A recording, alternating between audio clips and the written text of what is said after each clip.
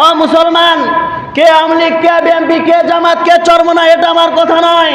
কথা হলো বাংলার জমিনে ইসলাম কায়েম না করতে পারলে মুসলমানের কপালে আবারও কষ্ট আছে। এজন্য আওয়ামী লীগ বিএনপি বুঝি না, কোরআনের রাজনীতি কায়েম করার জন্য যদি আলেমদেরকে যদি জয়যুক্ত করতে হয়, রাজি আছি না? রাজি থাকতে হবে। কারণ নেতার পিছনে যদি ঘুরতে হয়, হ্যাঁ, কোরআনের রাজনীতি কেন আমি আপনি চাই না? কারণ কোরআনের রাজনীতি যদি আমি চাই, হারাম খাবার খাইতে পারবো না, মানুষের কাছ থেকে চাঁদা উঠাইতে পারবো না, জিনা ব্যভিচার করতে পারবো না, দর্শন করতে পারবো না।